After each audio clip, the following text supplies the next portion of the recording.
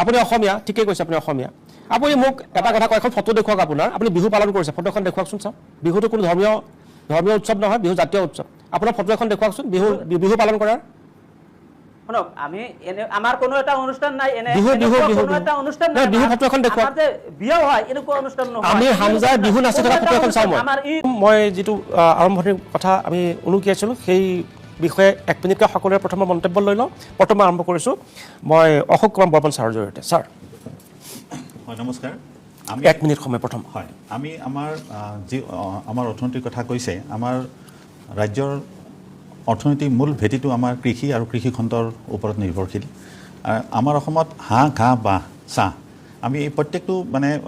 বস্তুতেই তাৰমানে হাঁহৰ আমাৰ বেমাৰ কম বহুতখিনি আমাৰ ভগৱানে আমাৰ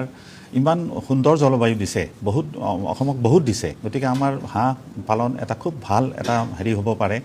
ঘাঁহৰ খেতি খুব ভাল হয় নেপিয়াৰ গিনি পাৰা ইত্যাদি বহুত ভাল ভাল ঘাঁহৰ প্ৰজাতি আছে এনেই হয় বাৰিষা বতৰত এনেই হয় বাঁহটোৰ ক'বই নালাগে এতিয়া ইথানলকে আদি কৰি বিভিন্ন ধৰণৰ বাই প্ৰডাক্ট হৈছে বাঁহৰ পৰা চাহটো চাহেই গতিকে এই যিমানখিনি আমাৰ প্ৰাকৃতিক আমাৰ মানে যিখিনি সম্পদৰ ওপৰত নিৰ্ভৰশীল আমাৰ যিখিনি মানে সম্পদ আছে সেইখিনি আমি সদব্যৱহাৰ কৰিব লাগে মোক ৰেচম বিভাগৰ বিষয়াজনে এবাৰ কৈছিল যে ৰেচম চাহৰ পিছতেই মানে হেৰি হ'ব পাৰে অৰ্থনীতি আৰু তাৰ এমপ্লয়মেণ্ট চাই পেলাই গতিকে ৰেচম বিভাগ এটা খুব ভাল গুৰুত্বপূৰ্ণ বিভাগ আমাৰ বহুত কৰিব কিন্তু আমি দেখা চৰকাৰী বিভাগৰ অন্যতম দুৰ্বল বিভাগটো বৰ্তমান ৰেচম বিভাগ ভাল কৰিব পাৰি তেনেকুৱা নহয় খানাৰ পৰা যি ৰেচম বাগান দেখিছোঁ দিনে দিনে মই তাৰ সংবৰ্ধন দেখা নাই মই তাৰ সংকোচন দেখিছোঁ নাই মানে বহুতখিনি কাম হৈছে আচলতে ৰেচম বিভাগত এনেকুৱা নহয় যে কাম হোৱা নাই কিন্তু ঠিক তেনেকৈ আৰু কৰিব পাৰি মই কৈছোঁ যে আৰু গাঁৱে গাঁৱে আমি এৰী মুগা এইবিলাকৰ আমি কৰিব পাৰোঁ কাৰণ আমাৰ এইবিলাক ঘৰতে আছে সৰুৰ পৰা আমি দেখি আহিছোঁ গাঁৱত আইতাহঁতে মানে এৰী পালন কৰিছে মুগা পালন কৰিছে গতিকে আমি সম্ভাৱনা প্ৰচুৰ আছে মই সম্ভাৱনাখিনিৰ কথা কৈছোঁ আৰু এটা মানে আপুনি ক'ব বিচাৰিছে যে সুলভভাৱে সুষমভাৱে আমাৰ সমাজত বা আমাৰ অসমখনত যি হয় সেই সুযোগটো আমাৰ যুৱক যুৱতীয়ে গ্ৰহণ কৰিব লাগে ঠিক আছে আৰু প্ৰথম 1 মিনিটকৈ পাতোঁ ছাৰ আৰু দীঘলকৈ পাতিম মই এইবাৰ আহিছোঁ শ্যামল শইকীয়া ডাঙৰীয়াৰ ওচৰলৈ আপোনাৰ 1 মিনিটৰ প্ৰথম বক্তব্য চাওক মই আজি বহু বছৰ ধৰি কৈ আহিছোঁ মই বিভিন্ন সামাজিক অনুষ্ঠানতো যাওঁ চাকৰিৰ উপৰিও মই সামাজিক লাইফ এটাত মই আছিলোঁ আৰু এতিয়াও আছোঁ গতিকে তেতিয়াও মই কওঁ মঞ্চত উঠিয়েই মই কওঁ যে আমাৰ অসমীয়া সংস্কৃতি জীয়াই ৰাখিবই লাগিব কিন্তু অসমীয়া সংস্কৃতি জীয়াই ৰখাৰ লগতে কৰ্ম সংস্কৃতি আমাৰ জাতীয় সংস্কৃতি আৰু কৰ্ম সংস্কৃতি আমি একেলগে আগুৱাই লৈ যাব লাগিব যদি আমি কৰ্ম সংস্কৃতিক পাহৰি যাওঁ তেনেহ'লে অসমীয়া জাতিয়ে কেতিয়াও উন্নতি কৰিব নোৱাৰিব কাৰণ সৰুৰ পৰা আমি দেখি আহিছোঁ অশোক দাই যেনেকৈ কৈছে আমি কৰ্মৰে যদি আগুৱাই নাযাওঁ কাম কৰিবলৈ যদি লাজ কৰোঁ তেনেহ'লে মুখৰে কথা কৈ থাকি লাভ নাই গতিকে কৰ্ম কৰিব লাগিব কৰ্মৰ জৰিয়তে আমি নিজক প্ৰতিষ্ঠা কৰিব লাগিব আপুনি অলপ আগতে যিটো কথা ক'লে যে কৰ্ম কৰিবলৈ চাহৰ দোকান দিবলৈ বা শাক পাচলিৰ দোকান দিবলৈ মাছৰ ব্যৱসায় কৰিবলৈ আজিকালি পিছে অলপ কিছু আহিছে এটা পাৰ্চেণ্টেজ আহিছে অসমখনত আমি দেখিবলৈ পাওঁ যে কিছু অসমীয়া মানুহে আগবাঢ়ি আহিছে কিন্তু একেবাৰে সংখ্যাত একেবাৰেই কম নগণ্য বুলি ক'লেও ভুল নহয় আৰু আহিব লাগিব আমি ডিটাৰমাইণ্ড হ'ব লাগিব আমি নিজকে মনত বান্ধি ল'ব লাগিব যে আমাৰ যিসকল ল'ৰা ছোৱালীয়ে যে তেওঁলোকৰ পঢ়া শুনা খুব ভালকৈ কৰিব পৰা নাই কিবা এটা কাৰণত আৰ্থিক অনাটনৰ কাৰণেই হওক বা কেতিয়াবা বহুতৰ ক্ষেত্ৰত হয় কি ইমানখিনি কোপ আপ কৰিব নোৱাৰে নিজৰ যোগ্যতা অনুসাৰে আমি যদি প্লাম্বাৰ হওঁ আমি চাহৰ দোকানী হওঁ আমি শাক পাচলিৰ দোকানী হওঁ আমি মাছৰ বেপাৰখিনি যদি আমাৰ হাতলৈ আনো নিজৰ যোগ্যতা অনুসাৰে যোনে কৰ্ম কৰিব মই ভাবোঁ কৰ্মত একো লাভ নাই তেতিয়াহে অসমীয়া জাতি উন্নতি হ'ব পাৰিব ঠিক আছে এবাৰ আহিছোঁ উৎপল শৰ্মা ডাঙৰীয়া সভাপতি সদৌ অসম ছাত্ৰ সন্থা আপোনাৰ প্ৰাৰম্ভিক বক্তব্য চাওক অসমীয়া জাতিটোৱে আমি বহু বছৰ ধৰি বহু দশক ধৰি আগ্ৰাসনৰ বিৰুদ্ধে যুঁজি আছোঁ দুই ধৰণৰ আগ্ৰাসনৰ বিৰুদ্ধে আমি যুঁজি আছোঁ এটা হৈছে অবৈধ বাংলাদেশীৰ প্ৰব্ৰজনে সৃষ্টি কৰা আগ্ৰাসন বা সন্দেহযুক্ত বাংলাদেশী অসমত সৃষ্টি কৰা আগ্ৰাসন আৰু এটা আগ্ৰাসন হৈছে যে ইয়াত বেপাৰ কৰিবলৈ বা শ্ৰম কৰিবলৈ অহা একাংশ হিন্দীভাষী ব্যক্তিয়ে মাজে মাজে সৃষ্টি কৰা এটা সামাজিক সন্তুলনহীন পৰিৱেশৰ আগ্ৰাসন এই দুয়োটা আগ্ৰাসনৰ বিৰুদ্ধে যুঁজিবৰ কাৰণে কিন্তু প্ৰাথমিক চৰ্তটো হৈছে জাতীয় অৰ্থনীতি শক্তিশালী হ'ব লাগিব আৰু যেতিয়া জাতীয় অৰ্থনীতিৰ কথা আমি পাতিম তেতিয়া সংগঠিত আৰু অসংগঠিত দুইখন ক্ষেত্ৰতে থকা কাম কাজৰ বিষয়ে আমি পাতিব লাগিব আমি সাধাৰণতে অৰ্গেনাইজ সেক্টৰৰ কথা পাতি থাকোঁ যিবোৰ হোৱাইট কলাৰ জব সেইবোৰৰ কথা পাতি থাকোঁ আমি কৈ থাকোঁ আমাৰ ল'ৰা IAS হ'ব লাগিব IPS হ'ব লাগিব ডাক্তৰ হ'ব লাগিব ইঞ্জিনিয়াৰ হ'ব লাগিব বেংকিং SSCত আমাৰ ল'ৰা ছোৱালী যাব লাগিব সেইটো পাতি থাকোঁ কিন্তু যিখন অসংগঠিত ক্ষেত্ৰ যিবোৰ ব্লু কলাৰ জব বুলি কোৱা যায় সেইবোৰৰ বিষয়ে আমি নাপাতোঁ আমাৰ ল'ৰা যে সেইবোৰ হোৱাৰ লগতে ড্ৰাইভাৰো হ'ব লাগিব প্লাম্বাৰো হ'ব লাগিব টেকনিচিয়ানো হ'ব লাগিব ছেমি স্কিল লেবাৰ হ'ব লাগিব খেতিৰ যে ব্যাপক অসমত যিহেতু ইতিমধ্যে কৈছে অশোক বৰ্মন ডাঙৰীয়া যে আমি কৃষিৰ অৰ্থনীতি প্ৰধানত কিন্তু খেতিৰ ক্ষেত্ৰত যে আমাৰ ল'ৰা ছোৱালীক আৰু বেছি আগ্ৰহী কৰিব লাগিব আমাৰ খেতি পথাৰসমূহ চন পৰি আছে আৰু আমাৰ নতুন চাম যুৱক যুৱতী গৈ হায়দৰাবাদ মহাৰাষ্ট্ৰৰ কোনোবা কোম্পানীৰ সন্মুখত সিকিউৰিটি গাৰ্ডৰ চাকৰি কৰি আছে সেই পৰিৱেশটো সলনি কৰাৰ এটা পৰিকল্পিত আঁচনি গ্ৰহণ কৰি আমি আগবাঢ়িব লাগিব আৰু এই ক্ষেত্ৰত চৰকাৰৰ ফালৰ পৰাও উদগনিৰ প্ৰয়োজন আছে বুলি আমি নিশ্চিতভাৱে ভাবো শেহতীয়াকৈ চৰকাৰে যেটো কথা কৈছে যে পদপথত থকা দোকানসমূহৰ সাৰ্ভে হ'ব আমি ভাল পাইছো সাৰ্ভে হোৱা উচিত 1 লাখ যদি গুৱাহাটীতে পদপথৰ দোকান আছে সেই দোকানসমূহনো অসমীয়া মানুহৰ দখলত আছে নে হিন্দী ভাষীৰ দখলত আছে নে সন্দেহযুক্ত বাংলাদেশীৰ দখলত আছে তাৰ এটা সাৰ্ভে হোৱা উচিত কিন্তু সাৰ্ভেটো কৰাৰ পাছৰখিনি কি সাৰ্ভেটো হৈ গ'ল তাতেটো দায়িত্বটো শেষ হৈ নাযায় সেই ব্যাপাৰ অসমীয়া ল'ৰা ছোৱালী অসমীয়া যুৱক যুৱতীৰ হাতত আহিবৰ কাৰণে কি ধৰণৰ উদগনি যোগোৱা হ'ব আজি যদি হায়াৰ সেকেন্ডাৰী পাছ কৰা ল'ৰা এজনে হায়াৰ সেকেন্ডাৰী পাছ কৰিয়ে ফুড ভ্যান এখন খুলিবলৈ বিচাৰে তাৰ কাৰণে তেওঁ পুঁজিৰ যোগান ধৰিবলৈ ব্যৱস্থা থাকিবনে নাথাকে কালি মুখ্যমন্ত্ৰী এটা কথা কৈছে যে 1 লাখ আছে বা দিনত 10,000কে উপাৰ্জন মানে মুনাফা হয় গতিকে এটো এটা মই আই ওপেনাৰ হিচাপে মই গ্ৰহণ কৰিছো একেবাৰে সঁচা কথা কাৰণ আৰু এই গোটেই আনঅৰ্গানাইজ সেক্টৰটো এই যে 10,000 টকাকৈ যদি দৈনিক উপাৰ্জন হৈ আছে তাৰ পৰা টেক্স আহি আছে না ইনকাম টেক্স আহি আছে না সেইখিনি উপাৰ্জন হৈছে বুলি চৰকাৰৰ ওচৰত কিবা তথ্য পাতি আছে না গতিকে সাৰ্ভে এটা হোৱাৰ দৰকাৰ নিশ্চিতকৈ নাথাকে সাৰ্ভে এটা হোৱাৰ দৰকাৰ সাৰ্ভেটো হোৱাতে শেষ নহয় আমাৰ কথা হৈছে সাৰ্ভে হোৱাৰ পাছত সেই পদপথৰ ব্যৱসায়খিনি সংগঠিত কৰি বা আন তেনেকুৱা আনঅৰ্গানাইজ সেক্টৰত যিখিনি মুনাফা অৰ্জন কৰা কামকাজ অসমত চলি আছে সেইবোৰ অসমীয়া মানুহৰ হাতত আনিবৰ কাৰণে পৰিকল্পিত আঁচনি গ্ৰহণ কৰে সেইটোহে ছাত্ৰ সন্থাৰ চকু থাকিব বুজিছো মই সেই পদপথৰ যেটো ইকোনমি বা যেটো অৰ্থনীতি আপোনাক সুধিব বিচাৰিছো মুখ্যমন্ত্ৰীয়ে কৈছে 1 লাখ আপোনালোকে কয় 35,000 এই পৰিসংখ্যাটো ক'ত পালে 35,000 প্ৰথম হ'ল আমাৰ যেটো আমাৰ আৰবান ডেভেলপমেণ্টৰ যেটো আছে আমাৰ পদপথত বা হিচৰিত হৈ থকা মানুহখিনিক একগোট কৰা এটা মাধ্যম তেখেতসকলক চৰকাৰে এটা নিৰ্দেশ দিয়ে আমাৰ পদপথ দোকানীখিনিক যাতে ষ্টাবলিছ হ'ব পাৰে তেখেতসকলে যাব তাৰ কাৰণে এটা লোনৰ ব্যৱস্থা কৰাৰ কাৰণে কেন্দ্ৰীয় চৰকাৰে প্ৰধানমন্ত্ৰী আঁচনি এটা বনাই দিছে তাত আমি 27,000 ভেণ্ডৰছক এতিয়া বৰ্তমানলৈ লোন দিছে আৰু আমাৰ এছ'চিয়েশ্যনৰ পৰা আমাৰ কি ব্যৱসায় শাক-পাচলি চব হ'ব মাছ শাক-পাচলিৰ পৰা তামোল পাণ চব হ'ব পাৰে চাহ তামোল পাণ চাহ ভাত ৰুটি পৰঠা বা গাঁৱৰ পৰা যিখিনি মহিলা আহে গুৱাহাটীত এই বিপণীবোৰ কোন শ্ৰেণীৰ বিপণীৰ সংখ্যা বেছি সব গুৱাহাটীত আমাৰ অসমীয়া মানুহৰ সংখ্যা কম আৰু আমাৰ মই সেইটো কোৱা নাই ধৰি লওক বিপণী বিভিন্ন প্ৰকাৰৰ থাকে শাক-পাচলিৰ বিপণী থাকে চাহ ঘুগুনি পোৱা বিপণী থাকে ডাবৰ নাৰিকলৰ পানী পোৱা বিপণী থাকে এই বিভিন্ন তাৰপিছত আপোনাৰ তামোল বিক্ৰী কৰা বিপণী থাকে কোন শ্ৰেণীৰ বিপণীৰ সংখ্যা গুৱাহাটীত বেছি শাক-পাচলি ফল-মূল এইবোৰৰ বিপণী বেছি তাৰপিছত আকৌ খোৱা খাদ্য সামগ্ৰী এইবোৰৰ বেছি আজিকালি চব ষ্ট্ৰীট ফুড হৈ গৈছে ষ্ট্ৰীট ফুডৰ কাৰণে এইখিনিও অকণমান বেছি কিন্তু প্ৰথম স্থানৰ শাক-পাচলি তাৰপিছত ষ্ট্ৰীট ফুড মানে পথৰ কাষৰ খাদ্য বিপণী এতিয়া কথাটো হ'ল কি আমাৰ অসমীয়া মানুহৰ হাতত যদি আমাৰ উৎপল শৰ্মা ডাঙৰীয়াই কোৱাৰ দৰে এতিয়া ৰ'ব আপুনি ক'লে যে 35,000 সংখ্যা আমাৰ ওলাল 27,000তে কি কৰিলে আমাৰ লোন প্ৰাপ্ত ব্যক্তিয়ে আমাৰ প্ৰধানমন্ত্ৰী আঁচনিৰ যিখিনি তেখেতসকলক ব্যৱসায় কৰাৰ কাৰণে সাহায্য দিছিল লোন কিমান টকা প্ৰথম দিয়ে 10,000 টকা তাৰ পৰা দিয়ে 25,000 ভালকে কৰিলে 25,000 লৈ যায় 25,000 লৈ যায় ভালকে কৰে 50,000 লৈ যায় 50,000 ধাৰ মৰাৰ পিছত উদ্যম চাৰ্টিফিকেট এটা পায় উদ্যম চাৰ্টিফিকেট পোৱাৰ পিছত তেখেতে 1 লাখৰ পৰা 2 লাখ টকা যদি বেংকৰ লগত ঠিক থাকে তেখেতক এটা উন্নত ধৰণৰ কাৰণে তেখেতক বেংকে লোনটো হেৰি কৰে তেখেতে আৰু যাতে উন্নত চিন্তা কৰে পদপথৰ পৰা তেখেতে যাতে পাৰ্মানেণ্ট ছেটআপ কৰিব পাৰে তাৰ এটা সুব্যৱস্থা তাৰপিছত বেংকে তেওঁলোকক ঋণ দিব কিন্তু প্ৰথম 10,000 15,000 50,000 এইটো এককালীনভাৱে দি দিয়ে একালীনভাৱে নিদিয়ে লোন ধাৰ মাৰিব লাগিব বুজিছোঁ এতিয়া আপুনি যে ক'লে এই বিপণীবোৰ আমাৰ অসমীয়া মানুহৰ হাতত নাই নাই এই বিপণীসমূহ আমাৰ অসমীয়া হাতত নাই কিয় নাই আমাৰ নাই বুলি কোৱাৰ আপোনাৰ তথ্যটো কি মই গুৱাহাটী বুলি নহয় অল অসমতো মই কিছুমান জেগা চাই ফুৰোঁ আমাৰ অসমীয়া মানুহৰ সংখ্যাটো কম কিয় তেখেতসকলৰ বিজনেছৰ আইডিয়াটো অলপ কম কাৰণ কিয় বহিৰাগত কিছুমান মানুহে আহে যিটো ষ্ট্ৰীট ফুডৰ কাৰণে আমাৰ মুভিং চিষ্টেমত আনে বনায় তাত হেৰি কৰি দিয়ে আমাৰ অসমীয়া মানুহৰ কি হয় এক জেগাতে যদি মই যদি আজি ভাতৰ দোকান ইয়াত চলিছে নে তাত আকৌ সি বেলেগ এখন দোকানৰ কাৰণে আকৌ মোৰ যিটো ব্যৱসায় কৰিছে তাতে সেইটো কৰে তেখেতে যে আৰু তাৰ বেলেগ এটা কোৱালিটিৰ বেপাৰ কৰিব লাগে সেই বস্তুটো আইডিয়া নাই যিটো বস্তু আমাৰ স্কিলৰ আমাৰ অভাৱ হৈ আছে মানে অসমীয়া মানুহৰ এটা স্বভাৱ হৈছে যে আপুনি যদি ভাতৰ দিলে মই ভাতৰ দিম মোৰ কাষত তেখেতেও ভাতৰ দিব সেনেকুৱা চিষ্টেমৰ কাৰণে আমি মাৰ খাই থাকোঁ তাৰমানে মোৰ যিটো চলে সেইটোৱে দিব তেখেতে এটা এক্সট্ৰাকৈ যে আৰু এটা কিবা চিন্তা কৰিব লাগে সেই বস্তুটো আমাৰ অসমীয়া মানুহৰ মগজুত নাই এতিয়া আপোনালোকৰ তথ্য কি আছে 35,000 তথ্যটো আছে 27,000 ঋণ পালে সেইটো তথ্য আছে আপুনি ক'লে বেছিভাগ মানুহ অসমীয়া নহয় অসমীয়া অনা অসমীয়া ভাগটো কেনেকৈ কৰিছে আপোনালোকে চাওক প্ৰথম কথা হ'ল কি আমাৰ অসমীয়া হ'লে আমাৰ যিখিনি আমাৰ মুখ্যমন্ত্ৰী ডাঙৰীয়াই কৈ আছে খিলঞ্জীয়া মহিলা, আমাৰ গাঁৱৰ পৰা যিখিনি মহিলাই শাক পাচলিৰ পৰা ফল মূলৰ পৰা আদি আনে সেইখিনি আমি অসমীয়া খিলঞ্জীয়া বুলি ক'ব পাৰোঁ। বা আমাৰ যিখিনি ধৰক কিছুমানে হায়াৰ ছেকেণ্ডেৰী পাছ কৰি ঘৰৰ পৰিৱেশৰ কাৰণে অৰ্থনীতিৰ অভাৱত বা অৰ্থৰ অভাৱত পদপথত তেখেতসকলে বুজিলোঁ। এতিয়া গুৱাহাটীত কিমান এই বিপণী 1 লাখেই হওক আপোনাৰ মতে 35,000 হওক, কিমান শতাংশ বিপণী অনা অসমীয়া হাতত আছে? মিনিমাম আপোনাৰ 40% to 60% অনা অসমীয়াৰ হাতত আছে আৰু 40% আমাৰ অসমীয়া হাতত আছে। কিন্তু এতিয়া এটা ভাল খবৰ কি, এতিয়া দিনক দিনে আমাৰ ল'ৰা ছোৱালী শিক্ষিত হৈ অহাৰ লগে লগে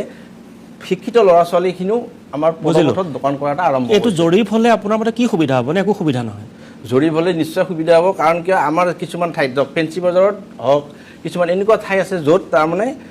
অসমীয়া মানুহৰ স্থান নাই। তাত অসমীয়া দোকানী নাপাব, আপুনি বহুত বাহিৰাগত পাব, হেৰি পাব। যদি জৰীপ হয়, জৰীপ হোৱাৰ লগে লগে আমাৰ যিখিনি খিলঞ্জীয়া অসমীয়া মানুহ আছে তেখেতসকলে তাত এটা ঠাই পোৱাৰ লগে লগে তেখেতসকলক যদি স্কিল ডেভেলপমেণ্টৰ যোগেদি তেখেতসকলে ব্যৱসায় কেনেধৰণে কৰিব লাগে, উন্নত কৰিব লাগে, তেতিয়া যদি সেই চিষ্টেমটো কৰে তেতিয়াহ'লে মই ভাবোঁ আমাৰ অসমীয়া ল'ৰা ছোৱালীখিনিয়ে বাহিৰত গৈ ছিকিউৰিটি গাৰ্ড কৰিব নালাগে। আমাৰ অসমতে যদি এজন মানুহে ডেইলি 1,000 বা 2,000 টকা ইয়াতে কামাব পাৰে, মাহত 30,000 টকা পাৰে, তেখেতে 15,000 টকাৰ কাৰণে বাহিৰত কিয়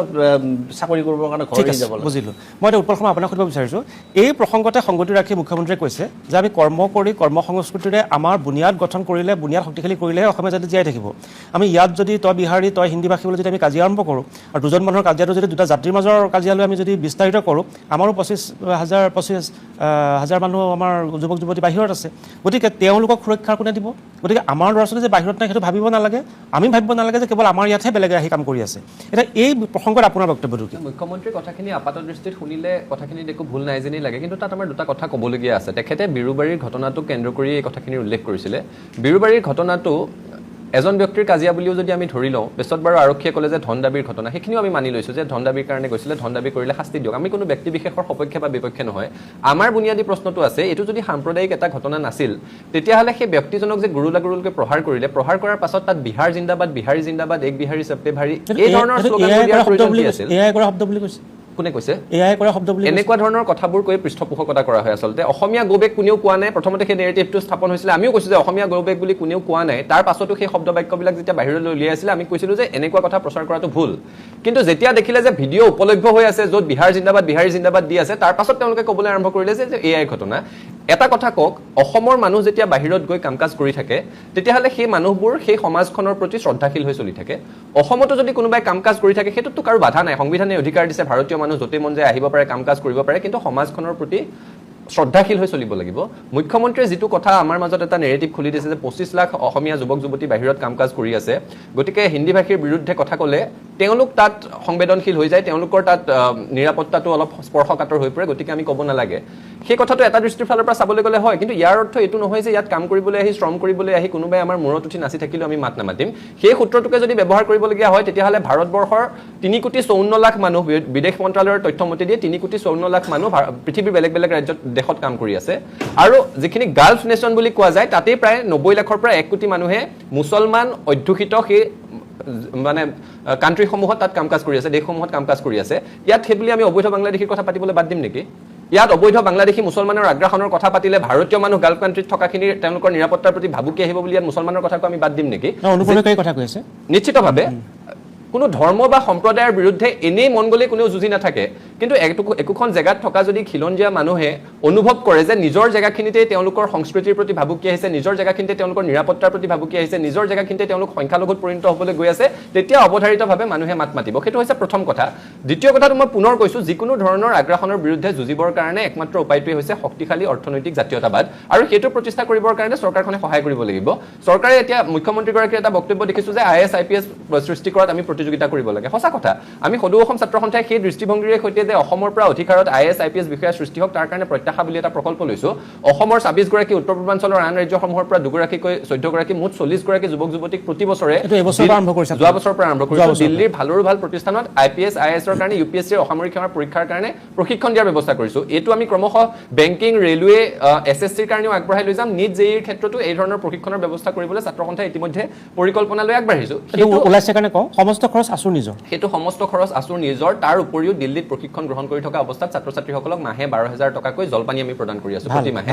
কিন্তু আমি সেইখিনি কথা যেতিয়া পাতি আছোঁ, এইখিনি হৈছে সকলো হোৱাইট কলাৰ জব। কিন্তু চৰকাৰৰ পৰা আমি কি বিচাৰোঁ চৰকাৰৰ এটা ডেডিকেটেড ৱৰ্কফৰ্চ পৰ্টেল লাগে য'ত অসমত স্কিল লেবাৰ কিমান আছে ছেমি স্কিল লেবাৰ কিমান আছে এই কথাসমূহ তাত উপলব্ধ হৈ থাকে এতিয়া যেতিয়া অৰ্থনীতিৰ কথা পাতো কেৱল পদপথৰ ব্যৱসায় আৰু চাকৰিয়ে হৈ থকা নাই আজিকালি অৰ্থনীতিৰ প্ৰসাৰ হৈছে বিস্তাৰিত হৈছে গিগ ৱৰ্কাৰৰ যিটো এতিয়া ইকনমি সেইটোৰ বিষয়ে আমি পাতিব লাগিব ওলা উবেৰ জমেট' ৰেপিড' ছুইগি সকলোতে তাত অসমীয়া ল'ৰা ছোৱালী কিমান আছে সেই কথাটো আমি পাতিবলৈ আৰম্ভ কৰিব লাগিব চৰকাৰে এনেকুৱা এটা ব্যৱস্থা কৰিব লাগিব যে এই ডাঙৰ মাল্টিনেশ্যনেল কোম্পানীবোৰ যেতিয়া অসমত ব্যৱসায়ৰ কাৰণে অহাৰ সময়তে চৰকাৰে চুক্তিবদ্ধ কৰিব লাগিব যে এইটো আমাৰ ৱৰ্ক ফ'ৰ্চ তোমালোকে ইয়াৰ পৰা খিলঞ্জীয়া যুৱক যুৱতীক নিয়োগ কৰিব লাগিব সেই ধৰণৰ চিন্তা চৰ্চাৰে যেতিয়া চৰকাৰখন আগবাঢ়িব তেতিয়াহে সঁচা অৰ্থত অৰ্থনীতিৰ বিকাশ হ'ব কাৰণ এতিয়াও আপুনি চাওক ইতিমধ্যে আমি খেতিৰ কথা পাতিছো গাহৰিৰ বজাৰখনৰ কথাই যদি কওঁ মুখ্যমন্ত্ৰীয়ে কৈছে যে অহা 2 বছৰৰ ভিতৰত মাছৰ ক্ষেত্ৰত অসম আত্মনিৰ্ভৰশীল হ'ব মাছৰ ক্ষেত্ৰত অসম আত্মনিৰ্ভৰশীল হ'ব কিন্তু অসমীয়া মানুহৰ হাতত মাছৰ ব্যৱসায়টো থাকিব নাথাকে এবছৰৰ আগৰ ঘটনা আমি দেখিছিলো যে নগাঁৱৰ পৰা ঘোষণা কৰি দিলে যে সমগ্ৰ অসমতে মাছৰ ব্যৱসায় আমি স্তব্ধ কৰি দিম বুলি অৰ্থাৎ এটা বিশেষ সম্প্ৰদায়ে আমাক ভাবুকি দি চলাই থাকিব নেকি অসম আত্মনিৰ্ভৰশীল হ'ব কিন্তু অসমীয়া মানুহৰ হাতত ব্যৱসায় থাকিব নাথাকে আজি ৰাজস্থানৰ মানুহে পঞ্জাবৰ মানুহে গাহৰি নাখায় কিন্তু অসম উত্তৰ পূৰ্বাঞ্চলৰ হাজাৰ হাজাৰ কোটি টকাৰ গাহৰিৰ ব্যৱসায়ৰ কাৰণে তেওঁলোকে পঞ্জাবৰ পৰা ৰাজস্থানৰ পৰা গুজৰাটৰ পৰা ইয়ালৈ গাহৰি পঠিয়াই আছে এইবোৰ ক্ষেত্ৰত নতুন চাম যুৱক যুৱতীক উদগনি যোগাই কি ধৰণে আমি ব্যৱসায়ত মনোনিৱেশ কৰাত সহায় কৰিব পাৰোঁ চৰকাৰৰ পৰা সেই ধৰণৰ পৰিৱেশে আমি বিচাৰিছোঁ ঠিক আছে এইখিনিতে সংযোজন চবকে আপোনাৰ কওক হয় এতিয়া প্ৰথম কথা মই পৰীক্ষাৰ কথা যিহেতু আছে খুব ভাল এটা হেৰি কৰিছে প্ৰত্যাশা মানে যিটো স্কিম কৰিছে খুব ভাল কথা মই অনুৰোধ কৰিম তাৰমানে অকল IAS IPS কাৰণে UPSC নহয় ষ্টাফ চিলেকশ্যন কমিশ্যনেও বহুত আছে তেওঁলোকৰ মানে ক্লাছ 10 এক্সাম পাছ কৰা আছে ক্লাছ 12 পাছ কৰা আছে গ্ৰেজুৱেট লেভেলৰ আছে গতিকে সেইটো লেভেলৰ আমাৰ কাৰণ অকণমান যি পঢ়া শুনাত অকণমান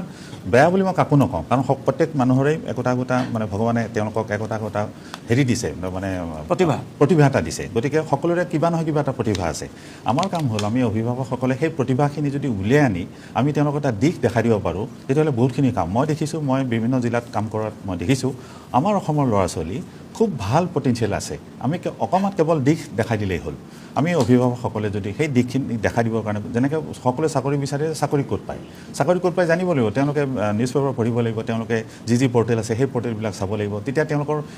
সেই পাৰ্টটো হ'ব কিন্তু বাকী চাকৰি কৰা বাদ দিলেও বাকী যিখিনি মানে এতিয়া পথৰ ব্যৱসায়ী বা আমাৰ যিখিনি কৃষি খণ্ডৰ লগত জড়িত এই সকলোকে আমি মানে এটা সংঘবদ্ধভাৱে তেওঁলোকক আমি ল'ব লাগিব যাতে চৰিত্ৰৱান হ'ব লাগিব ডাঙৰ কথা এটা সৎ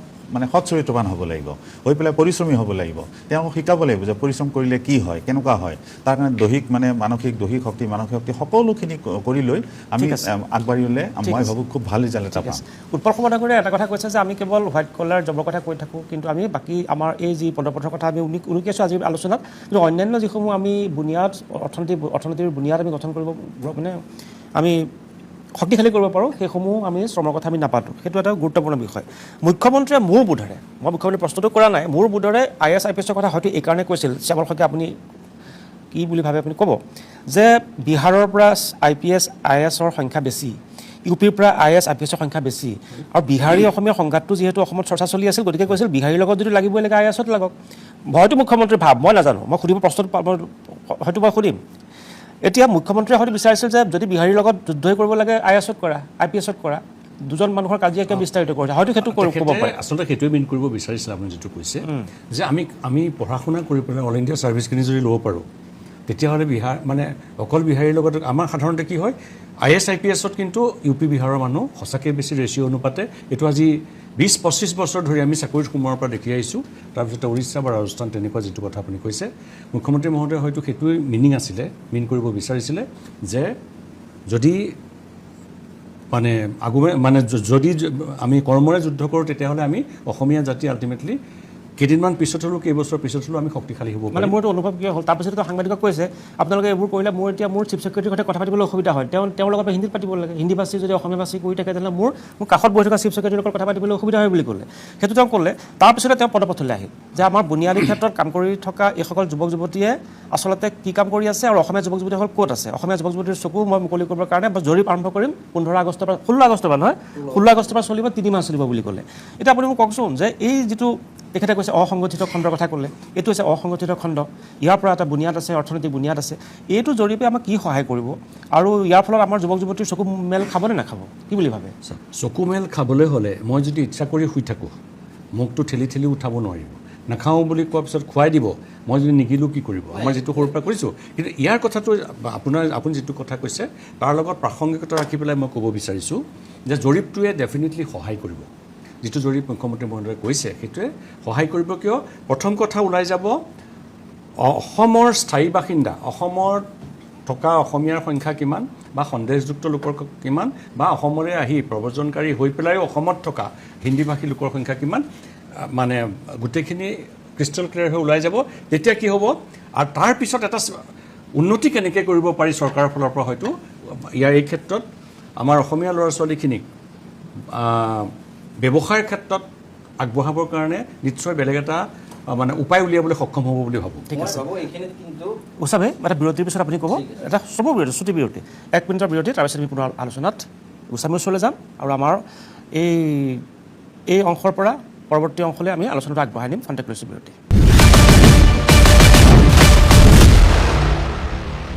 গোস্বামী কওক আপোনাক বাধা দিছিলোঁ চবকে ক'ব প্ৰথম হ'ল আমাৰ এই অসমীয়া ল'ৰা ছোৱালীখিনি কৰ্মমুখী নহয় বুলি ক'লে একাষাৰতে ভুল হ'ব কাৰণ যিখিনি ল'ৰা ছোৱালী কিবা এটা কৰিম বুলি আগবাঢ়ি আহে এটা কথা কওকচোন চৰকাৰে যে ক'লে জনসংখ্যা জৰীপ কৰাতে জৰীপ কৰিম এইবাৰ 15 আগষ্টৰ পৰা ক্ষমা কৰিব 16 আগষ্টৰ পৰা চলিব 3 মাহ চলিব এইটো প্ৰথম নে ইয়াৰ আগতো চলিছিল 2015 চনত জৰীপ কাৰ্য চলিছিল তেখেতসকলে তাত মিনিমাম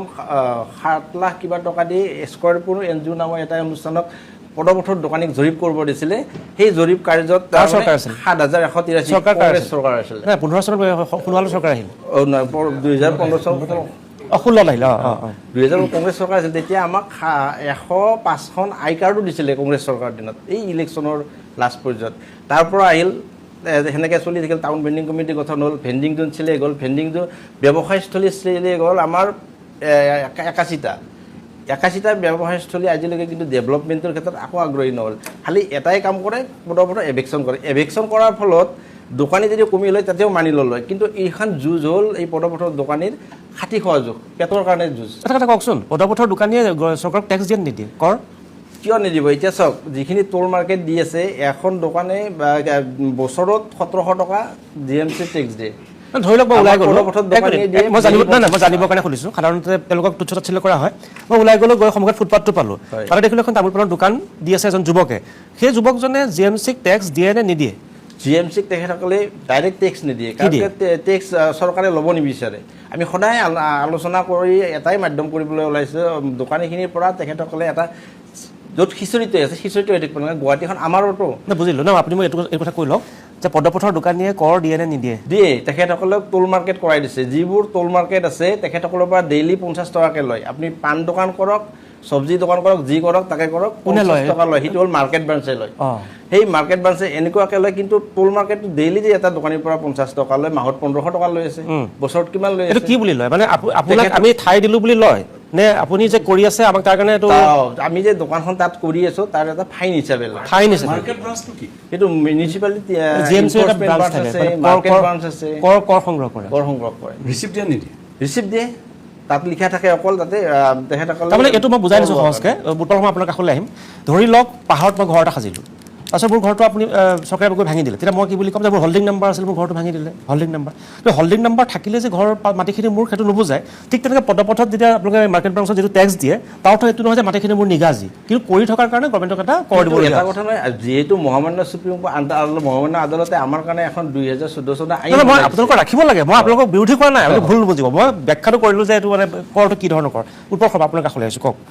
চাওক আমি দুইটা কথাই পাতি আছোঁ সংগঠিত অসংগঠিত অৰ্থনীতিৰ কথা ইউপিএছচিৰ কথা যেতিয়া আমি পাতি আছোঁ ইউপিএছচিৰ ক্ষেত্ৰত আটাইতকৈ ডাঙৰ কথাটো হৈছে অসমত পৰিৱেশটো নাই বিহাৰৰ লগত কম্পিটিশ্যন কৰিবলৈ দিছে হয় মই আপোনাক এটা তথ্য দিব বিচাৰিছোঁ আজিকালি ইতিমধ্যে কৈছে যে বিহাৰ ইউপিৰ পৰা যথেষ্ট সংখ্যকে পায় আজিকালি অলপ শ্বিফ্ট হৈছে বিহাৰ ইউপিতকৈ তামিলনাডুৰ ফালে এতিয়া বেছি ঢাপলি মেলিবলৈ আৰম্ভ কৰিছে প্ৰাপ্তৰ সংখ্যাটো 2025 চনত ইউপিএছচিৰ প্ৰিলিমছত বিহাৰৰ পৰা বহা মুঠ পৰীক্ষাৰ্থীৰ সংখ্যা 44,000তকৈ বেছি আৰু তাৰ পৰা 44,000 যেতিয়া পৰীক্ষাত বহে 50 জনে পোৱাটো একো ডাঙৰ কথা নহয় তামিলনাডুৰ কথা যদি ভাবে মই 2024 চনৰ এটা তথ্য দিব বিচাৰিছোঁ তামিলনাডুৰ পৰা 2024 চনত 57 গৰাকী যুৱক যুৱতীয়ে ইউপিএছচিত স্থান লাভ কৰিছিলে তেওঁলোকৰ প্ৰিলিমছত পঢ়িছিল 25,000 ছাত্ৰ ছাত্ৰী প্ৰায় 550 ল'ৰা ছোৱালীয়ে মেইনছৰ কাৰণে বহিবলৈ সক্ষম হৈছিল অৰ্থাৎ যিসমূহ ৰাজ্যৰ পৰা 25,000 35,000 এই ধৰণৰ পৰীক্ষাত বহে ৰাজস্থানৰ মিনা জনগোষ্ঠীৰ পৰা প্ৰতি বছৰে গড়ে 20ৰ পৰা 25 জনে স্থান লাভ কৰিবলৈ সক্ষম হয় তাত মূল কথাটো হৈছে তাত এটা পৰিৱেশ ৰচনা কৰা হৈছে যিটো অসমত দীঘলীয়া সময়ত কৰা নহ'ল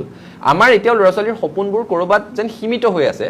5,000 পদ ওলাই এডিআৰিৰ কাৰণে তাত আবেদনকাৰীৰ সংখ্যা হৈছে 11 লাখ সেই কথাটো আমাক বুজাই যে নিবনুৱাৰ সংখ্যাটো ইয়াত কি ধৰণে বাঢ়িছে আৰু যি চৰকাৰী নাহক কিয় কেৱল চৰকাৰী চাকৰিৰে সৈতে অসমত নিবনুৱাৰ সংস্থাপনটো সম্ভৱ নহয় ইউপিএছচিৰ ক্ষেত্ৰত সেইকাৰণে আমি চৰকাৰৰ পৰাও বিচাৰোঁ যে চৰকাৰৰ পৰা ডেডিকেটেড কোচিঙৰ ব্যৱস্থা কৰক বিহাৰৰ কথা যদি আপুনি ভাবে ইউপিৰ কথা ভাবিলে তাত মুখ্যমন্ত্ৰী অভ্যুদয় যোজনা আছে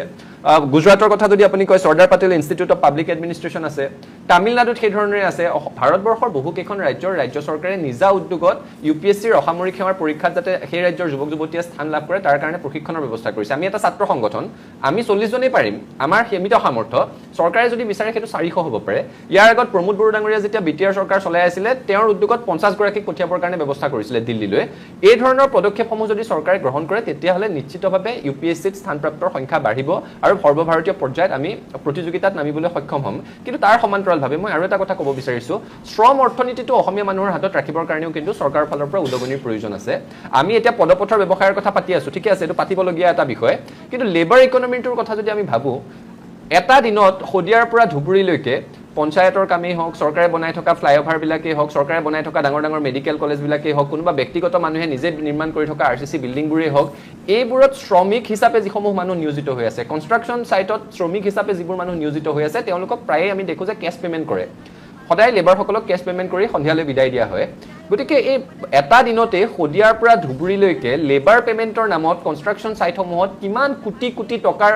এটা বিনিয়োগ হৈ আছে সেই কথাটো আমি কেতিয়াও ভাবা নাই আৰু সেই বিনিয়োগ হোৱা পইচাটো শ্ৰম অৰ্থনীতিত নিয়োজিত সেই পইচাটোৰ 99% অসমৰ খিলঞ্জীয়া মানুহৰ হাতলৈ নাযায় তাৰ উপায়টো কি আছে তাৰ উপায়টো হৈছে শ্ৰম অৰ্থনীতিৰ কাৰণে আমাৰ অসমীয়া মানুহক উৎসাহিত কৰিব লাগিব আমি অসমত এটা পৰিৱেশ ৰচনা কৰিব লাগিব যাতে শ্ৰম কৰিবলৈ কোনেও লাজ নকৰে এটা গীত আছে মই খুব কম সময়ৰ ভিতৰতে কৈ দিব বিচাৰিছোঁ যিটো গীত আমাৰ প্ৰজন্মৰ কিমানে শুনিছে মই নাজানো আমাৰ ওপৰ প্ৰজন্মটো বহুতেই শুনিছে মই প্ৰায়ে গীতটোৰ কথা কওঁ ভূপেন হাজৰিকা আৰু জয়ন্ত হাজৰিকাদেৱৰ দ্বৈত কণ্ঠৰ এটি গীত অটো ৰিক্সা চলাম আমি দুই ভাই তাত এটা খুব সুন্দৰ কথা সোধে ভায়েকক ককায়েকে সোধে যে তই যে এম এ পাছ কৰি অটো চলাই আছ তোৰ প্ৰেয়সীয়ে লাজ নাপায় নেকি ভায়েকে যিটো উত্তৰ দিয়ে সেইটো শুনিবলগীয়া যে মোৰ প্ৰেয়সীয়ে মই এম এ পাছ কৰি অটো চলাই থকা কথাটোত লাজ নাপায় কাৰণ মোৰ প্ৰেয়সীয়ে ডিগনিটি অফ লেবাৰ বুজি পায় অৰ্থাৎ শ্ৰমৰ মৰ্যাদাৰ যিটো ধাৰণাৰ কথা দশক পূৰ্বে ভূপেন হাজৰিকা জয়ন্ত হাজৰিকাদেৱে কৈ থৈ গৈছিলে অসমত সেই কথাটো আমি যদি এতিয়াও আনিব পাৰোঁ আমাৰ যুৱক যুৱতীক যদি সেই শ্ৰমসমূহ কৰিবৰ কাৰণে উদগনি যোগাব পাৰোঁ তাৰ কাৰণে যদি এটা কণ্ডিউচিভ এনভাইৰনমেণ্ট বুলি যিটো কথা কয় সেইটো যদি আমি দিব পাৰোঁ ধৰি লওক লেবাৰখিনিক আমি মেডিকেল ইঞ্চুৰেঞ্চৰ ব্যৱস্থা কৰি দিছোঁ strict enforcement of labour laws সেইটো আমি কৰিব পাৰোঁ অভাৰ টাইম কাম কৰিলে তাৰ কাৰণে সুকীয়া এলায়েন্স দিয়াৰ ব্যৱস্থা কৰিব পৰা যায় ESICৰ যিটো স্কিমৰ কথা কোৱা যায় তেওঁলোকৰ মেডিকেল ইঞ্চুৰেঞ্চৰ কথা কৰিব পৰা যায়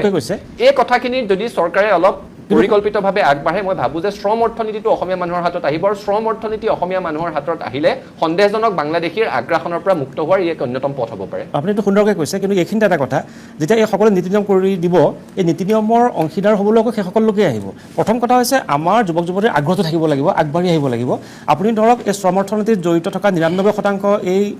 বাংলাদেশী মূলৰ বা যিসকলক তথাকথিত আমি কওঁ যে অসমীয়া নহয় খিলঞ্জীয়া নহয় তেওঁলোক হৈছে মিয়া মূলৰ মানুহ তেওঁলোকে এই সুবিধাসমূহ ল'বলৈ আগবাঢ়ি আহিব যদি সুবিধাখিনি কৰি দিয়ে এতিয়া আমাৰ কথা হৈছে আমাৰ খিলঞ্জীয়া যুৱক যুৱতী সবল হ'ব লাগে শ্ৰম অৰ্থনীতি তেওঁলোক জড়িত হ'ব লাগে তাৰ কাৰণে সেই যুৱক যুৱতীখিনি আগবাঢ়ি আহিব লাগিব তেওঁলোকক আগ্ৰহান্বিত কৰিব লাগিব সেইকাৰণে মই এটা কণ্ডিউচিভ এনভাইৰনমেণ্টৰ কথা কৈছোঁ যে ইনচেণ্টিভাইজ কৰিব লাগিব আমাৰ ল'ৰা ছোৱালী যাতে কাম কৰিবলৈ আগবাঢ়ি আহিবৰ কাৰণে আগ্ৰহী হয় তাৰ কাৰণে এটা সামাজিক পৰিৱেশ লাগিব আৰু দ্বিতীয়তে চৰকাৰৰ পৰা উদগনিমূলক ব্যৱস্থা লাগিব ঠিক এটা চমু বিৰতি লওঁ বিৰতিৰ পিছত মই শইকীয়া ডাঙৰীয়া আপোনাৰ কাষলৈ আহিম এটা বিৰতিৰ পিছত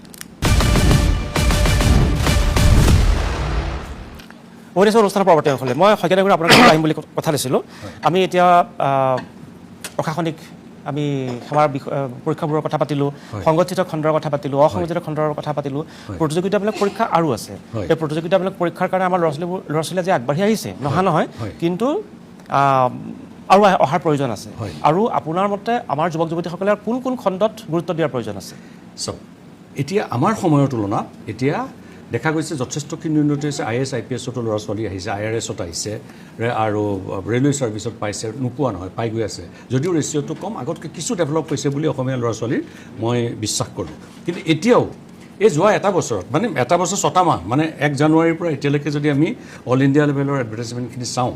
ষ্টাফ চিলেকশ্যন কমিশ্যনতে 6,000ৰ ওপৰ ক্লাৰিকেল গ্ৰেডৰ মানে ভেকেঞ্চি ওলাইছিলে এতিয়া চাওক যে খবৰ কিয় নাপায় মানে আমাৰ ল'ৰা ছোৱালীয়ে ক'ত খবৰ বিচাৰিব লাগে সেইটো নাজানে খবৰ নোপোৱা আচলতে বহুতে খবৰ পায় ইণ্টাৰেষ্টেড নহয় বুলিও মই ভাবোঁ বা কিছুমানে হয়তো খবৰ নাপায় আৰু কিছুমানে ইণ্টাৰেষ্টেড নহয় অকল আমাৰ অসমৰ চাকৰিকেইটাতে মানে এপ্লাই কৰি পেলাই পাম বুলি হয়তো আশা কৰে কিছু সংখ্যকে দেই মই সকলোকে কোৱা নাই বাৰে বাৰে কৈছোঁ আগতকৈ কিছু উন্নতি হৈছে নোহোৱা নহয় আৰু ব্যৱসায়ৰ ক্ষেত্ৰতো উন্নতি হৈছে আগতকৈ ল'ৰা ছোৱালী আহিছে এতিয়া চাওক ইনকাম টেক্সৰ যিটো এডভাৰটাইজমেণ্ট ওলাইছে সেই ইনকাম টেক্সৰ এডভাৰটাইজমেণ্টটোত আমাৰ কিমানটা ল'ৰা ছোৱালীয়ে যে এপ্লাই কৰিছে যিটো গ্ৰেজুৱেট লেভেলৰ কাৰণে মোৰ অকণমান সন্দেহ আছে 12,000 প্লাছ ওলাইছে তেনেকৈ income tax inspector preventive officer customs officer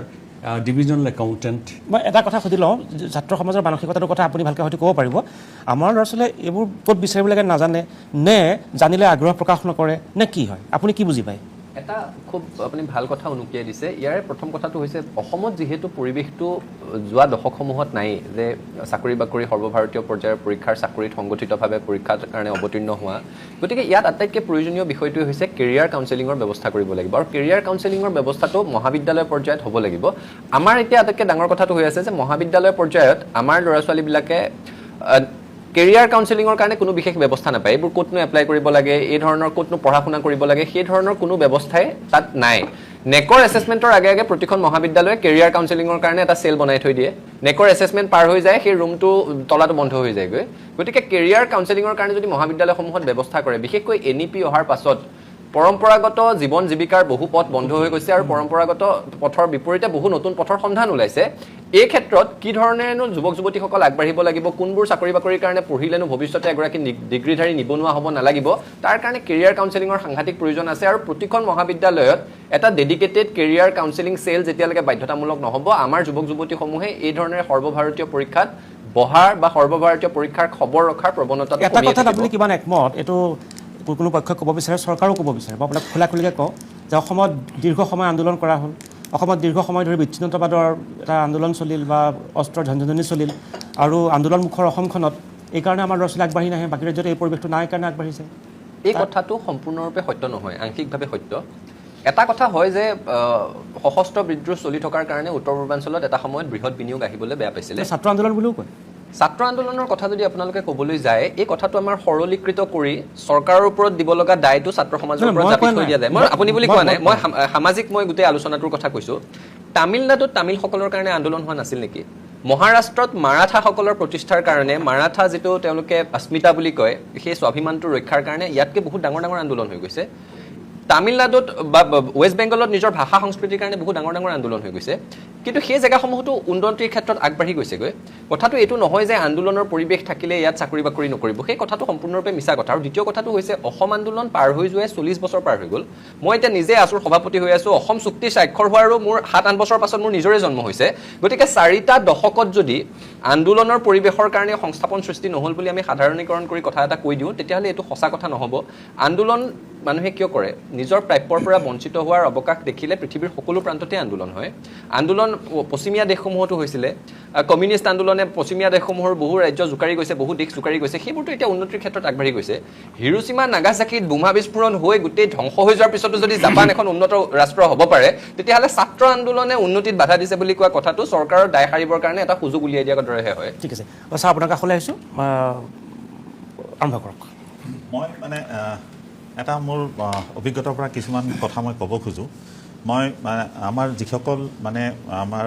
মহিলা আছে যিসকল আপুনি যেতিয়া যোৰহাটত উপায়ুক্ত হৈ আছিল সেইখন উপায়ুক্ত বুলি কয় আজিকালি জিলা আয়ুক্ত আজিকালি জিলা আয়ুক্ত নে আপুনি জিলা আপুনি উপায়ুক্ত তেতিয়া আপুনি স্বনিয়োজন বুলি এখন আপুনি কি কয় স্মৃতি গ্ৰন্থই কওঁ নে কি বুলি কওঁ স্মৃতি গ্ৰন্থ এই কিতাপখন আপুনি প্ৰকাশ কৰিছিল তেতিয়া আপুনি যোৰহাট জিলাৰ উপায়ুক্ত আছিল এই কিতাপখনত মই যিকেইটা প্ৰবন্ধ মই পৰাপৰিকৈ দেখিছোঁ তাত দেখিছোঁ যে অসমীয়া যুৱক যুৱতী কেনেকৈ আগবাঢ়ি আহিব লাগে আমাৰ কি কি সম্ভাৱনা আছে এই সম্ভাৱনাৰ দুৱাৰবোৰ কেনেকৈ খোল খাব আমি কি চেষ্টা কৰিব লাগিব গোটেই কথাবোৰ এই কিতাপখনত সন্নিৱিষ্ট হৈ আছে এইকেইখন কিতাপ বা এখন স্মৃতিগ্ৰন্থ প্ৰকাশ কৰাৰ আপোনাৰ কি মানে হাবিয়াস হ'ল যে প্ৰকাশ কৰিলে আৰু ইয়াৰ কি লাভ হ'ল কওকচোন হয় মানে খুব ভাল কথা আপুনি সুধিছে এইটো খুব সম্ভৱ হেৰি মাহত কৰিছিলোঁ এপ্ৰিল মাহত কামত আহিলে নাই বহুত কামত আহিলে আৰু বহুত কামত আহিলে আৰু কিছুমান খুব ভাল লগা কথা মানে মই আজিও মানে ভাল লাগে যে এইটো সময়ত যিমানখিনি আমি ট্ৰেইনিং কৰাইছিলোঁ আমি মানে পশুপালনৰ ক্ষেত্ৰত আমি সৰু সৰু মোৰ কথাটো হ'ল সৰু কাম আৰম্ভ কৰক খুব বেছি ডাঙৰ একেলগে কৰাৰ প্ৰয়োজন নাই সৰু কাম আৰম্ভ কৰক যাতে সৃষ্টি এটা হয় এটা হাঁহ পুহিলে মুৰ্গী মানে এটা পুহিলে গতিকে এইটোত মানে আমি ভেটেনেৰী অফিচাৰ সেই সময়ত থকা বিষয়া কৰ্মচাৰী সকলোৱে মানে ভেটেনেৰীৰ ওপৰত আমি ফিচাৰী ভেটেনেৰীৰ ওপৰত অলপ ষ্ট্ৰেছ দিছিলোঁ তাতে আমি বহুত ট্ৰেইনিং দিলোঁ বহুত ল'ৰা ছোৱালীক আমি ট্ৰেইন আপ কৰিলোঁ ট্ৰেইন আপ কৰি গম পালোঁ আৰু এইটো যিটো সংযোজন মেলা পাতিছিলোঁ তাতে বহুত ল'ৰা ছোৱালীক আমি শিকালোঁ বুজালোঁ ভাল লগা কথা হ'ল ইয়াৰ পিছত লাচিত বৰফুকনৰ জন্ম জয়ন্তী আহিল নৱেম্বৰ মাহত সেই সময়ত মানে ইয়াৰ পিছত খুব ভাল লগা কথা হ'ল এই ট্ৰেইনিঙত লোৱা এই ট্ৰেইনিং কৰা ল'ৰা ছোৱালী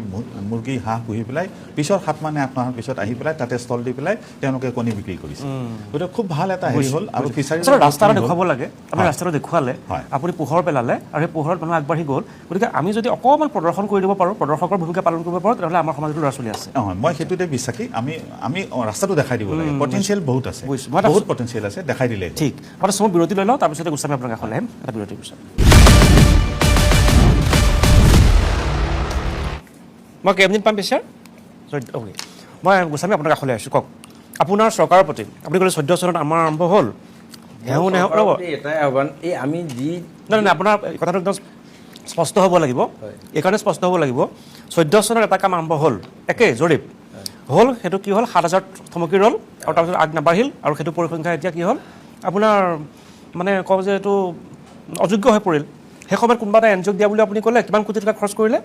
7,65,000 এনেকুৱা টকা 7,65,000 টকা পানীত পৰিল এতিয়া আপোনাক চৰকাৰলৈ এটা কংক্ৰিট আপোনাৰ উপদেশ লাগে বা আপোনাৰ এটা পৰামৰ্শ লাগে যে জৰীপটো কেনেকৈ কৰিব লাগে জৰীপত কি কথা সোমাব লাগিব জৰীপতটো ধৰি লওক ওলাল যে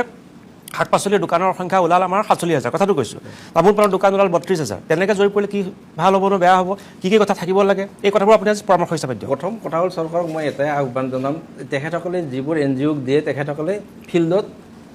এই ধৰক কোনোবা NGOক দিব নেকি NGOক দিয়ে এইবোৰ ইউনিভাৰ্চিটিত কাম কৰি থকা পঢ়ি থকা ল'ৰা ছোৱালীক ছাৰ্ভে কৰিব দিয়ে কিবা দিয়ে যদি ডাইৰেক্ট যদি আমাৰ লগত যোগাযোগ কৰিল হৈ আমিতো সদায় ফিল্ডত থাকোঁ কাৰণ আমি সদায় খিলঞ্জীয়া হৈয়ে আমি হেৰি কৰোঁ কাৰণ অসম যেতিয়া আমাৰ অসমত আমি কাম কৰি খাবলৈ আমাৰ ল'ৰা ছোৱালী যদি কৰি খাব লাগে আমি অসমীয়াৰ প্ৰতি কিবা এটা দায়বদ্ধতা থাকিব লাগিব কাৰণ পদপথত দোকান কৰাটো ডাঙৰ ব্যৱসায় যে কৰি আছে খুচিত বা চখত কৰা নাই তাক বাধ্যবাধকতা আছে তেখেতসকলে এই মিটিং আলোচনা এই পদ্ধতিজনে আজি মুখ্যমন্ত্ৰী ডাঙৰীয়াই যিটো কৈছে জৰীপ কাৰ্য তাত আমি পূৰা তেখেতসকলক আহ্বান জনাইছোঁ যাতে তেখেতসকলে আমাৰ এই পদপথৰ ব্যৱসায়ীসকলক জৰীপ কৰক আৰু জৰীপত কি কথা থাকিব লাগে জৰীপত এইটো বস্তু থাকিব লাগে তেখেতসকলে ভাৰতীয় নাগৰিক হয়নে নহয় তাৰপিছত তেখেতসকলে কি ব্যৱসায় কৰে তাত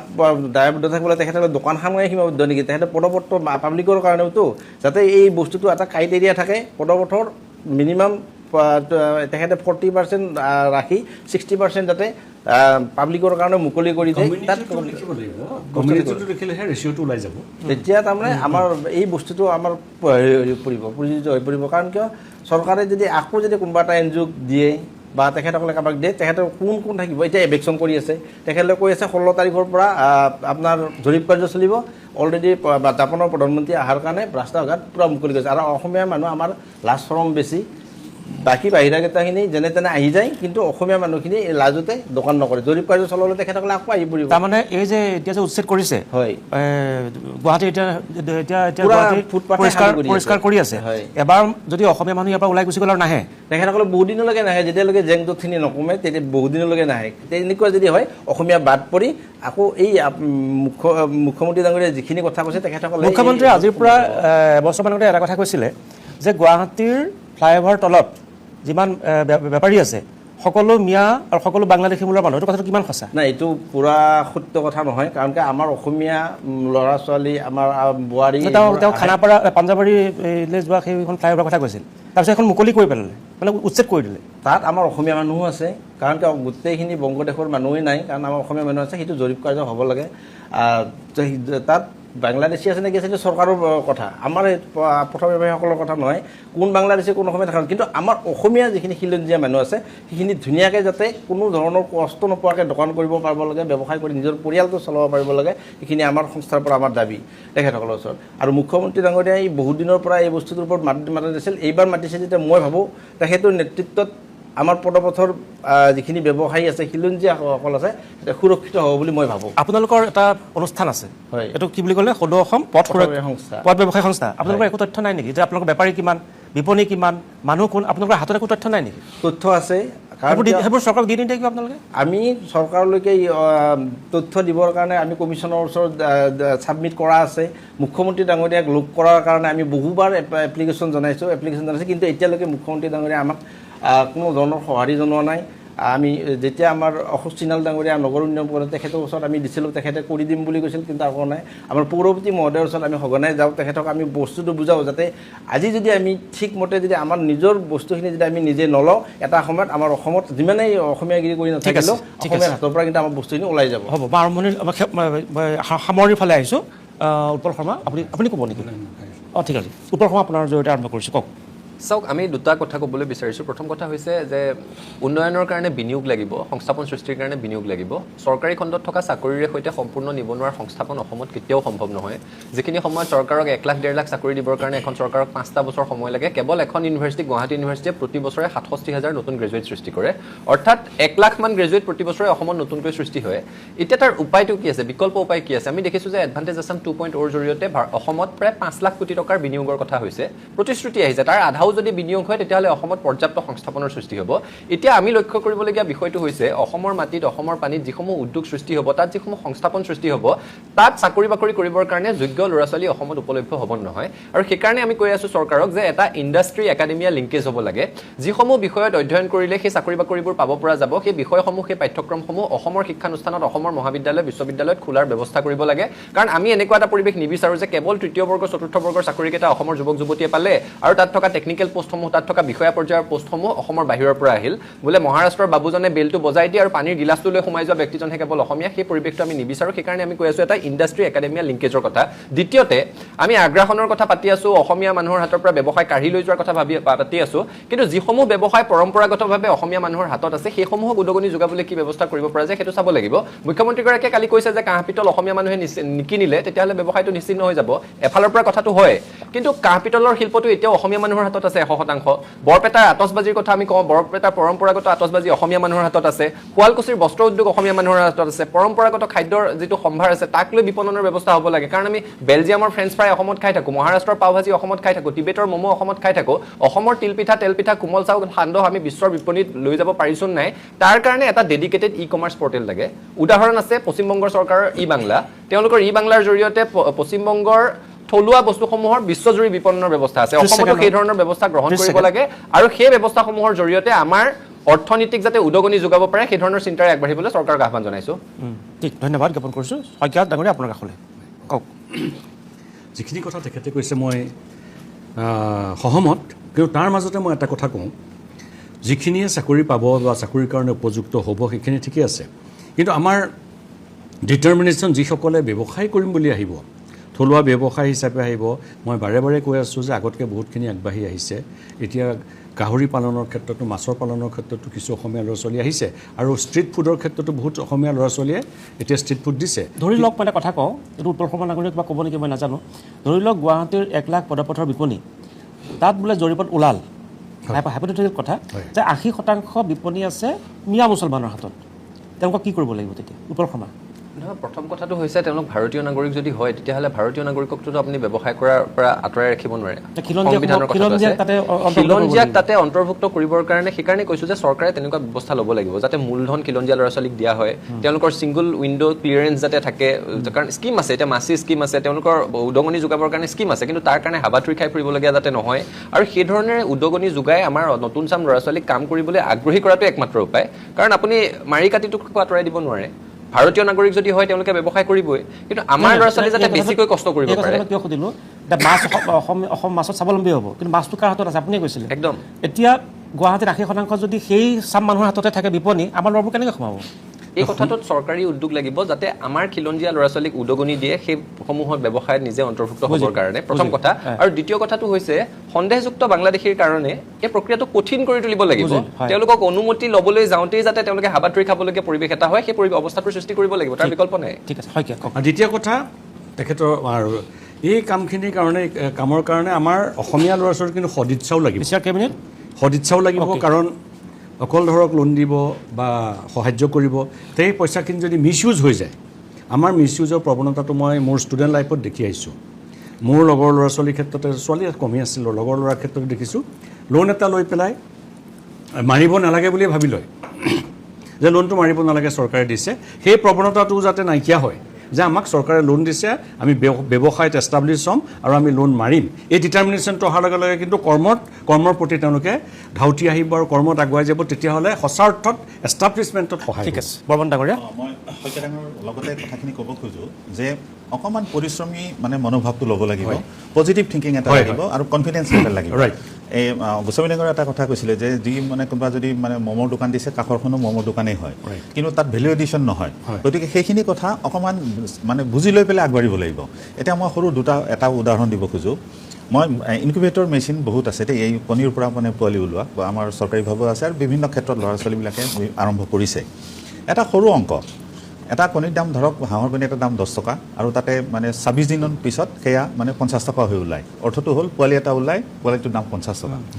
10 টকা ইনভেষ্টমেণ্ট হ'ল, মানে ইনভেষ্টমেণ্টৰ মেচিনটোৰ দাম আছে হয়তো 7,000, 8,000, 10,000 মান টকা হ'ব সেইটো মানে, কিন্তু আপুনি মূলধনটো চাব মানে আপোনাৰ 10 টকাটো আপুনি ইনভেষ্ট কৰিলে আৰু ইলেক্ট্ৰিচিটি খৰচ 1 টকা 2 টকা হ'ব আৰু মানে 100% মানে হেৰি নহয়, মানে ইনকিউবেটৰ মানে 100% ফাৰ্টিলাইজ এগ নহয় যেতিয়া, গতিকে পাৰ্চেণ্টেজটো 60 বা 70% হয়, সেইটো ধৰি মেলি ধৰক 20 টকা হয়, 10 টকাটো 20 টকা। গতিকে 20 টকা দি পেলাই আপুনি 26 দিনৰ পিছত, এমাহৰ পিছত 50 টকা হৈ ওলায়। কি বিজনেছ আছে মানে পৃথিৱীত যে 20 টকাটো 26 দিনত গৈ মানে 50 টকা হয়? আৰু সেয়া যদি আমাৰ গাঁৱৰ মহিলাসকলে পোহে, সেই 50 টকাটো 6 মাহত গৈ পেলাই 600 টকা হ'ব। হাঁহটো আৰু এতিয়া বাৰিষা বতৰ মানে কেঁচু ওলাইছেই, কুমটি ওলাইছেই, পোক চোক ওলাইছেই, গতিকে সেইখিনি খাই আৰু মানে ঘাঁহ, প্ৰচুৰ ঘাঁহ আছে। গতিকে আপুনি কৈছিল হাঁহ, বাঁহ আৰু ঘাঁহ, বাঁহ, চাহটো বাৰু আছে, অসমৰ সম্পদ আৰু ভগৱানে দিয়া সম্পদ। গতিকে আমি ভালকৈ ইউটিলাইজ কৰিব লাগে, সকলোৱে মিলি আমি মানে উৎসাহ দিব লাগে। আৰু খাবলৈতো আমাৰ মানে চোতালত আছেই, সেইবিলাক বাৰীত আছেই। গতিকে সৰু সৰু কামেদি আৰম্ভ কৰক, এইটো ক্ৰমান্বয়ে ডাঙৰ হ'ব। আৰু এখন বজাৰ আছে আমাৰ নৰ্থ ইষ্টাৰ্ণ 7 ষ্টেটত, গোটেই হাঁহৰ বজাৰ আছে, কণীৰ বজাৰ আছে, আমাৰ এতিয়া চাউথ ইষ্ট এছিয়ান দেশতো বজাৰ আছে। গতিকে আমাৰ প্ৰচুৰ সম্ভাৱনা আছে, মোৰ মতে প্ৰচুৰ সম্ভাৱনা আছে, আমি টেপ কৰি পেলাই আৰম্ভ কৰিব। ঠিক আছে, মোৰ হাতত সময় একেবাৰে কম, গোস্বামী চবকে ক'ব। প্ৰথম কথা হ'ল মই ষ্ট্ৰীট ভেণ্ডাৰ্ছৰ মই এইটোৱে ক'ম, কাৰণ কিয় এই যে আগ্ৰাসনৰ কথা কৈ আছে, এই আগ্ৰাসন আচলতে হৈ আছে ক'ৰ পৰা, সেইটো আমি ওলাব লাগিব। আৰু মই দেখা পাওঁ, যিহেতু মই গুৱাহাটীৰ ভিতৰতে মই ঘূৰি থাকোঁ, এই আগ্ৰাসনৰ ফলত কিছুমান দালাল আছে যিসকলে পইচা লৈ সেই মানুহখিনিক বহাই দিয়ে। তাতে আমি যদি ভেণ্ডৰ এছ'চিয়েশ্যনৰ পৰা যদি ক'ব যাওঁ নহয়, তেতিয়া আমাক তাত বহুত ধৰণৰ কৰে, য'ত আমাক কোনো ধৰণৰ তাৰ কোৱা অথৰিটিও নাথাকে, কাৰণ তেখেতসকলক কোনোবাই নহয় হেল্প কৰি থাকে, তাৰ পইচা লোৱাৰ পৰা সেই অগ্ৰসনৰ মানুহখিনি আগবাঢ়ি আছে। এই বস্তুটো যদি বন্ধ হয়, তেতিয়াহ'লে আপুনি চাব আমাৰ অসমীয়া ল'ৰা ছোৱালী কৰ্মস্থাপনমুখী হ'ব, কাৰণ অসমীয়া কোনোদিন এলেহুৱা নহয়। মই জানো, কাৰণ কিয় আমি জানো তেখেতসকলে যিমান কষ্ট কৰে, ৰাতিপুৱা ৰ'দে বৰষুণে কাম কৰি পটাপটত দোকান কৰে, ৰাতিপুৱা ৰ'দ উঠাৰ পৰা যদি বৰষুণ দিলে গাতে বৰষুণ পৰে, ইমান কষ্ট কৰাৰ ফলত 500 টকা বা 1000 টকা এটা পায় বা হেৰি পায়, তথাপিও কৰে। কিন্তু এই বস্তুটো আমাৰ মানুহখিনিক হেৰি কৰি আছে কোনে? এই দালালখিনি যেতিয়াই আঁতৰি যাব, তেতিয়াহ'লে চাব আমাৰ অসমীয়া ল'ৰা ছোৱালী আকৌ কৰ্মমুখী হ'ব, আমাৰ ইকনমিক ক্ষেত্ৰত গোটেইখিনি সহায় হ'ব। বুজিলোঁ। আজি মই যথাসাধ্য অনুসৰি মই গোটেই কথাখিনি স্পষ্টকৈ প্ৰকাশ পোৱাত আপোনালোকক কিছু সময় দিয়াৰ চেষ্টা কৰিলোঁ। এইকাৰণে কৰিলোঁ, যদিহে 16 আগষ্টৰ পৰা জৰীপ হয়, চৰকাৰে কোনবোৰ কথাত গুৰুত্ব দিব লাগিব, সংগঠিত, অসংগঠিত, আৰু যিটো অৰ্থনৈতিক বুনিয়াদ বুলি কৈছে, পদপথৰ অৰ্থনীতি বুলি কৈছে, এইসমূহ কথা যেতিয়া খিলঞ্জীয়াৰ হাতলৈ আহিব লাগে বুলি চৰকাৰে নিজে স্পষ্টকৈ কৈছে, তেনেহ'লে কেনেকৈ আগবাঢ়িব লাগিব সেই প্ৰসংগত আজি স্পষ্টকৈ কিছু কথা পৰৱৰ্তী সময়তো পাতিম। সকলোকে ধন্যবাদ জ্ঞাপন কৰিছোঁ। আজি অনুষ্ঠানৰ পৰা বিদায় লৈছোঁ। নমস্কাৰ।